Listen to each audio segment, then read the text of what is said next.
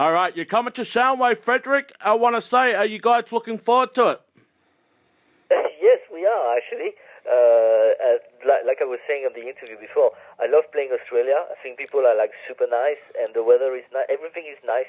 Just the price got pretty high, so that's the only bummer about Australia. But apart from that, no, it's amazing. Oh no, I'm lying. Actually, I'm scared to death because you guys have horrible spiders. So that's the only down. It's just the spiders in Australia. Apart from that, yes, very excited to play Soundwave. Yeah, and I've got to say, due to our summer season now, you guys are absolutely going to love our summer down here. Yeah. I mean, we experienced it like two years ago. I mean, it's just the weather is not. I mean, it's going to be like way better than what we have in Europe right now. So Yeah, I want to speak briefly on the latest album, Maximum Overload. You worked with Jens Brogden for the very first time as a producer. How was it like working for him?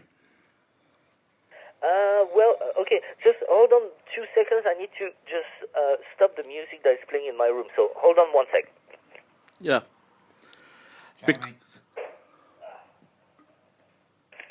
Yeah, I'm here. Sorry. It was just Alice Cooper in the background. It was annoying. No, I love Alice Cooper, by the way.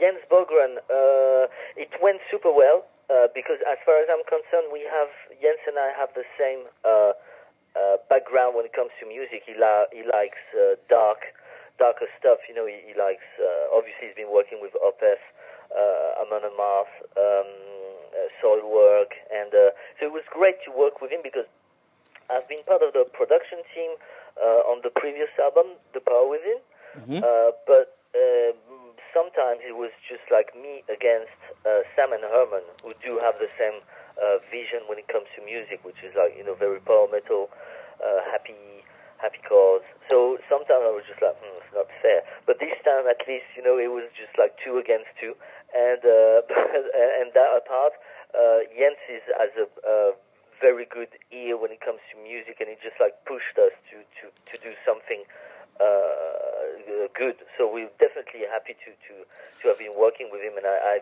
hope that we're going to work with him on the next album, and probably we will, because I mean it's been a great experience. You know, like spending time in Sweden, working with him was really great.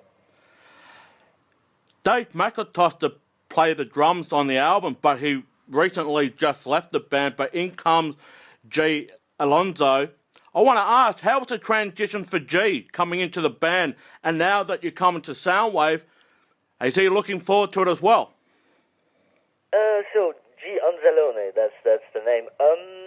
The transition was fine actually because so Dave was like tired of like the intense touring and wanted to do something else with music. He's actually recording some prog music right now, and there was absolutely no bad blood, and we just talked about it. I had this guy in mind that I saw on internet first, who was doing a cover of one of our songs, and we watched it together with Sam, and just like, yeah, check this out. I was like, wow, it's not bad at all. We were joking at the time. We said, if Dave happens to leave the band or dies or explodes or whatever, has a strange, gardening accident, we should have this guy. And I became a friend with him because we met up at some metal festivals in Europe. So I met the guy, and I said, "You're a really good drummer. So someday you and I are gonna work together. I have projects, and I was thinking maybe I should work with him." Blah blah. And anyway, Dave decided to leave the band, and so I thought about G.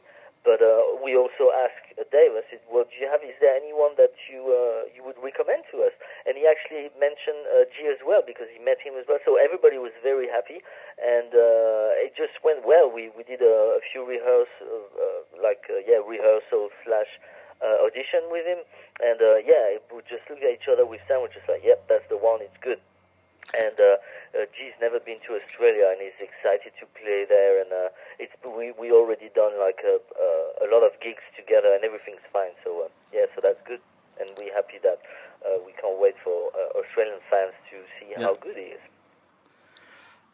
You had a special guest on Maximum Overload. You had Trivium Matt Heafy singing backup vocals on The Game, No More, and Defender. So I'd just like to ask, How was it like with him being the guest on your album?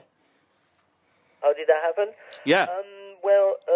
We toured together back in 2007. That's when we met, and we've been friends ever since. And we got a chance to tour together again in South America in 2012.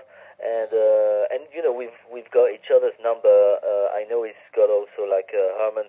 He's in touch with Herman when it comes to jiu-jitsu. As far as I'm concerned, we like talk about movies or food because you know we both like good food. And we were just talking about it with the others about like having guests on the album, why not? And I was just like, hey, usually I do the black metal, you know, like screaming vocals. Why don't we ask someone? Maybe we should ask Matt. And they would say, yeah, why not? And then, you know, Matt is also a good singer, so maybe we should, while he's at it, maybe he should also like do some, you know, normal vocals. And so I just sent him a message on WhatsApp, and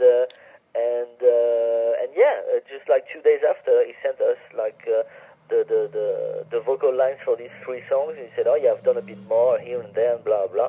Tell me if you like it. You don't have to use everything. And everything was good, so we used the whole lot. And that's how easy it was, and we're very happy with the result. For the very first time in your career in DragonForce, you guys did a cover song for the very first time on an album. You done the Johnny Cash classic song, Ring of Fire.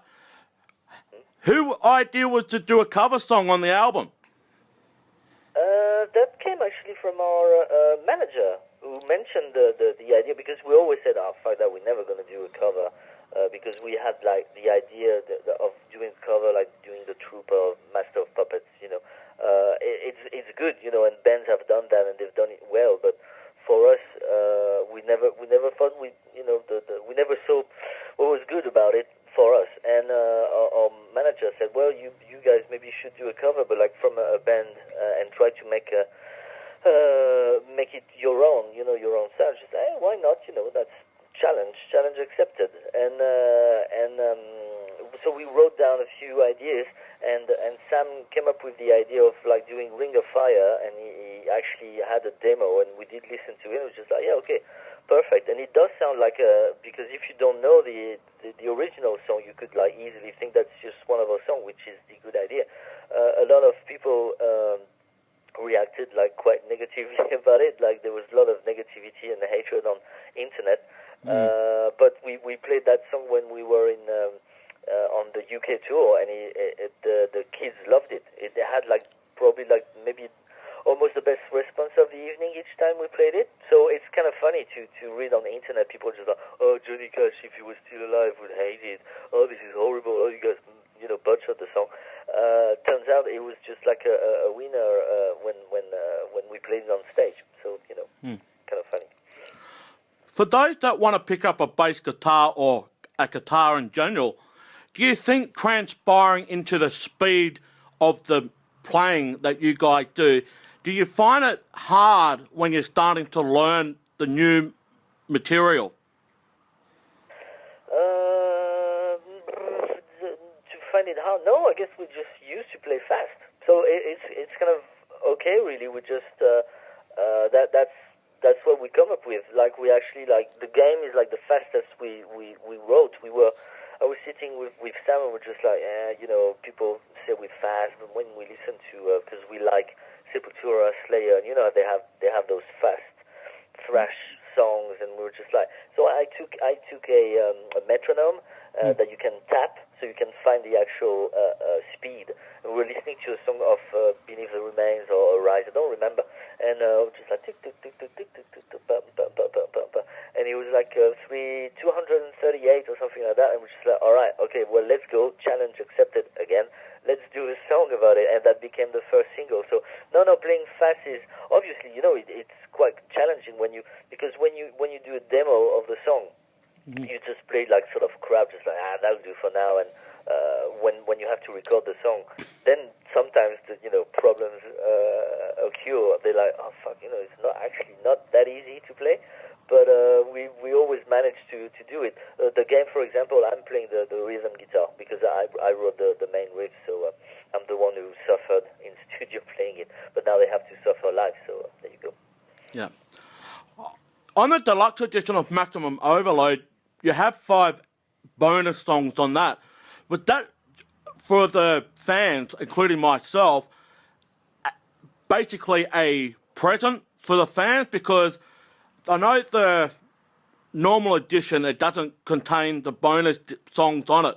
I just want to know, what was the idea of putting the deluxe edition out with bonus songs on it? The idea is just, you have like the normal version, which is like the 10 songs that we selected. We want the album to have that color. That's how, because it's always hard, like you write, we wrote 15 songs, and you have to pick up what you consider the best, or actually like that fits together. So that's what we've done for you. You have also, like, you can't put that many songs on an album, like a general album. It's kind of, you have discussion with the labels and whatnot, just like, oh, you guys should have like 10 songs. Yeah, fair enough. That's what we had in mind as well. Should we put the cover? Johnny Cash was not supposed to be on the album first. It was supposed to be like, we said, oh, that could be a bonus. And then people's reaction from the label, at least not from the from the haters on the internet, were good. So we said, all right, well, let's put it on the album then. It's good. And then you have those songs that do not really fit with the general atmosphere, but because we had them and we thought that people might enjoy them, then you have that special edition with just like that, and a DVD, like a documentary about how we recorded the album. So if you want to give us a bit more money to buy the deluxe edition, here's what you get, from us. So I think it's fair, I guess. You guys are playing 2 side shows here in Australia with Soundwave with Judas Priest. I just have to ask, you're looking forward to playing alongside Judas Priest? Absolutely not. Yes, of course. Yes. I grew up listening to Judas Priest. I absolutely love the band, especially the first, not rock and roll, but Sad Wings of Destiny, Sin After Sin, Stand Class. I mean, they're just like, they are metal. Well, he's the metal god, but I mean, this just legendary. Like, all the albums really are amazing. So it is just we had the chance to open for Iron Maiden, and we've done festivals with like the biggest names, but Judas Priest, I've never, for some reason, I've never managed to see them live until now. So not only I'm going to see them live, but I'm going to play on the same stage. So that's just amazing. I'm really excited, and I heard it when I heard that we were going to play. I just like called on my friend, just like, oh, guess what? We're going to play with Judas Priest. You guys, So now I'm really excited. Yeah. You guys played with Judas Priest before? For those who haven't known about you guys. No, we never played with them before. No. Yeah, it's the first time ever, and you're doing right here in our own. Exactly, and like I said, I didn't even like see them. They've done like festivals in Europe, but I never managed to see them. So, like I said, I'm gonna see them and play with them. So it's double awesome. Yeah, you probably want to jump on the motorcycle with Rob Halford when he comes to play Hell Break for Leather. Exactly, I'm gonna ask him if it's all right. Like freewheel burning. I don't know, or I can rent a bicycle and just like go left and right on stage where they do any song, really. If they're okay with that. Yeah. Well, guys, they're coming to Australia next weekend to start off Soundwave, and they're going right across Australia. Plus, they're doing 2 side shows, one in Sydney and one in Brisbane. Get your tickets while they're hot, and it's bloody hot down here in Australia, I can tell you. But, Frédéric, we want to say thank you, because it's an absolute pleasure for having you on our show, and I will be seeing you here in Adelaide when you come next weekend. Brilliant. We'll bring something to drink, and I buy you a drink as well, and we're going to have a good time, a bonza time. So thank you very much for the interview, and I see you soon. Thank you. Take care. Thank you.